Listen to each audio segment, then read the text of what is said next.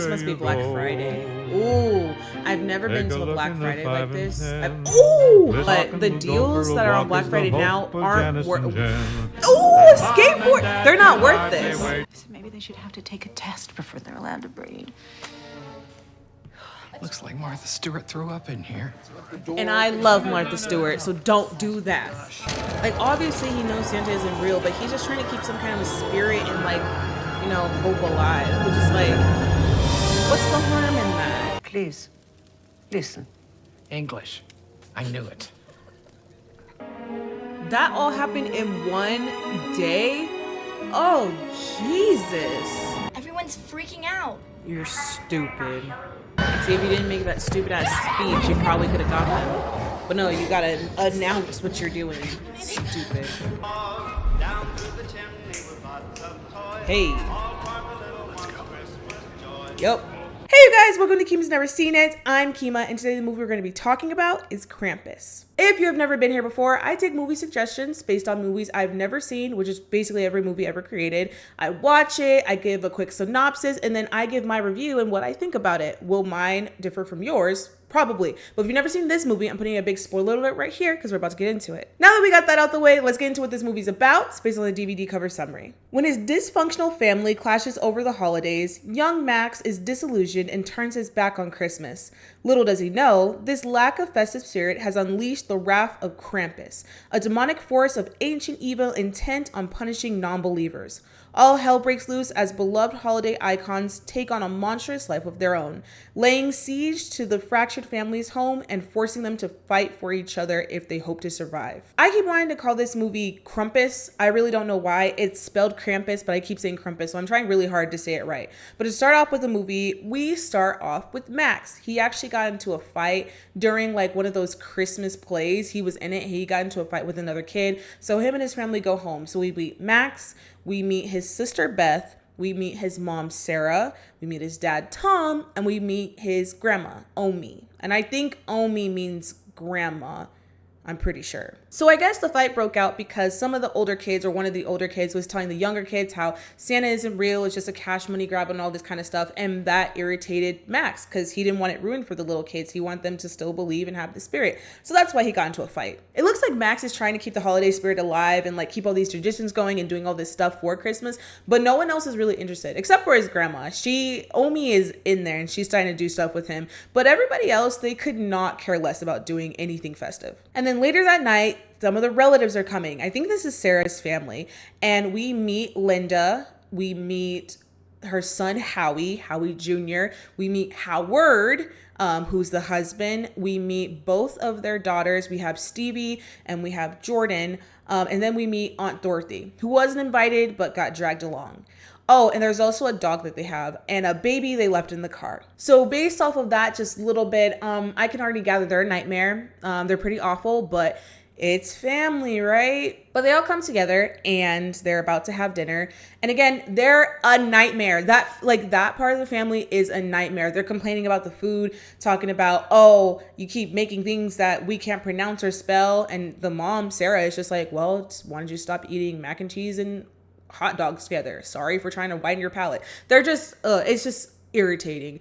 But as they're going through the dinner, the girls, Stevie and Jordan, start teasing Max, saying, we know you still believe in Santa. We know blah, blah, blah, blah, blah. Like trying to make fun of him a little bit. And it's, again, I don't see why it's such a big deal, like just to stay festive. I'm pretty sure Max knows Santa isn't real, but what's wrong with keeping the holiday spirit? And they find a letter that Max wrote to Santa. They read it out loud to the table. That pisses Max off, and they fight. And by the end of it, before he goes upstairs, he's just sick of it. Again, he just wants the holiday spirit and just have a good time with everybody, but no one is in that same mind frame, apparently. I just wanted Christmas to be like it used to be, but forget it. I hate Christmas. I hate all of you. So he goes upstairs. Unfortunately, he rips the letter. I was actually really sad about that. But he rips the letter and then he goes to sleep and wakes up the next morning. It's December 23rd. And when he wakes up and he looks outside, it's a big blizzard. It's snowing outside. And there's also a snowman that's built outside. But considering how crazy the weather is, who built that? And also at the door, the mailman comes and he delivers something. But there's also like a mysterious package on the side. It's just like a big red bag full of, I presume, gifts. and they bring it inside. Now again, there's a blizzard outside. You should not be able to go outside during a blizzard. But Beth is just like, oh my God, my boyfriend hasn't answered me. I don't know if he's okay. I want to go check on him. Girl, there's a blizzard outside. Where are you going? And probably all the lines are down, so there's no service. It kind of would make sense if you haven't heard from him. But she's like, no, let me go check on him. I swear that on the way there, I'll look to see if anybody else has service or anybody else's power, because their power also went out. Anybody else has power, and I'll be safe. And the parents let her go. So now she's walking to his house, and she's starting to get this weird feeling. She's looking around, she's hearing these weird noises, and then she sees some weird figure on top of a roof, and it starts chasing her. Whatever the thing is, it chases her until she hides under a car, and she thinks she's safe, but no such luck. And then back at home, they do a quick flash where Max is looking outside again. And remember how it was that first snowman that we saw when he first woke up? Well, now there's a second snowman. So I'm just like, where do these keep coming from? But anyway, Beth is gone. She got taken by the thing. And then Howard and Tom, they decide that they're going to go out and look for her because it's been over an hour. They gave her an hour to go. And now they're just like, well, she's not here. We got to go find her. So they go and they drive in Howard's big truck that he had brought that was loaded with guns too. Why you would bring all your guns to Christmas dinner, don't know, but he did, and they're on their way. In this instance, I guess it's okay because, again, there's a blizzard outside. Haven't heard from her in a while. You might need to watch your back, but the initial just bringing them to Christmas dinner is kind of crazy. And then back at home, while those two are out, back at the house, they start hearing these weird things and like rumblings from upstairs. Like there's things like, it sounds like walking or like scratching and stuff. And Sarah tries not to pay attention to it. And it's just like, it's squirrels. Obviously it's not squirrels, but they're really trying not to pay no attention to it. So Tom and Howard end up at the house, and it looks like it's abandoned. Like everything looks like it's ransacked. There's a little gingerbread man that's stabbed through its chest to the refrigerator. Like whatever happened in there, I don't know, but it looks kind of crazy. And then as they're looking, they hear Beth's voice and they run outside so they can go and find her. Well, long story short, they shouldn't have done that. But Tom ends up saving Howard.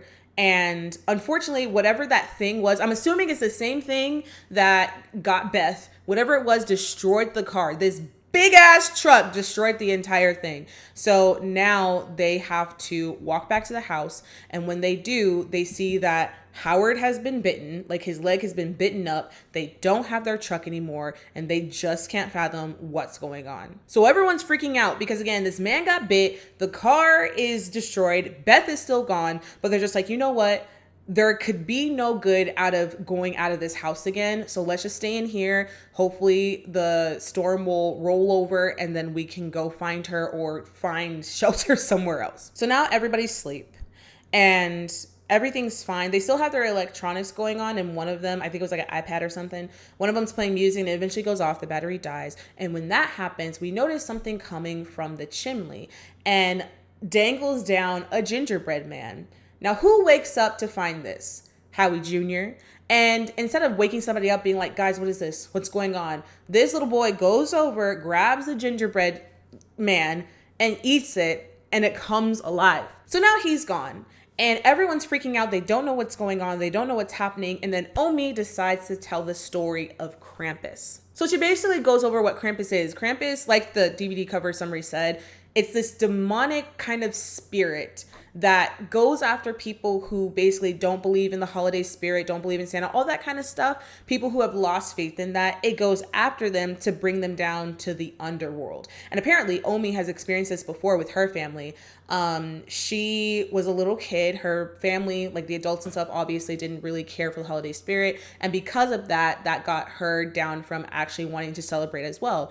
But with that happening, again, same instance as what's happening right now. There's a big old blizzard, and then Krampus came through the door and took her parents, but left her, I guess, as a reminder of what happens when you don't keep up the holiday spirit. So she's been living with that for years and years and years. And again, it seems like that's what's happening now. And the only thing that she was left with was this bell. And it's this like rustic looking bell, and it says Krampus on it. But Howard hears this story and he's just like, You really expect me to believe that? But at the same time, it's like, sure, it sounds very far-fetched, and especially since Omi is an older woman, they're probably going to think that she's just gone off. But it's like, what bit your leg? What was in the snow that swallowed you up and bit your leg? Like, you have, like, none of this makes sense. So this story should not be too far-fetched. But again, Howard doesn't believe her, and then he starts to go outside. And when he does, he's looking around the yard calling for Howie, and he notices that there is another snowman in the front of the yard.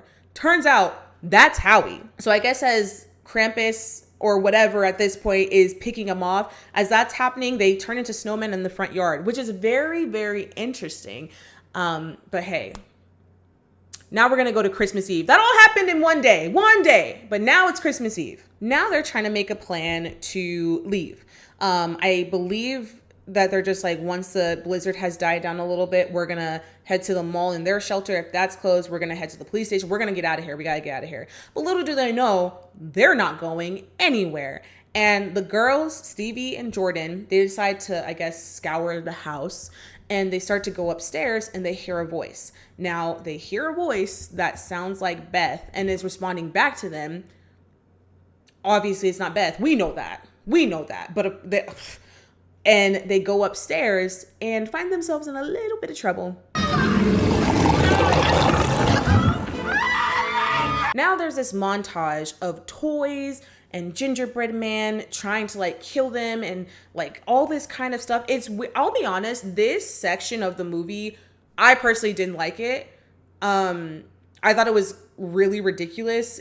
And also like, with all of this happening, there was like those weird like playful sound effects, like, you know, the boing and like the like slipping sound effects, things like that was going on, and I just feel like it didn't mix well. So this part of the movie I actually didn't like, but I guess I understand again the concept. Those are Krampus's his people, and he's trying to get them. But as the parents are going back and forth trying to like fight the toys and all this kind of stuff, the mom Linda is able to save Stevie, but Jordan got swallowed up by the Jack in the Box, so she's gone. But we got Stevie. So now they go downstairs again. They think everything's fine, or at least they're gonna try to get out of this goddamn house. But they're not going anywhere, and elves show up. Elves break through the windows, break through the door and everything, and they end up taking the baby. They take Aunt Dorothy, they take Howard, and I think they even take the dog. And before they can take anyone else, there's this like kind of whistling in the air that stops them in their tracks,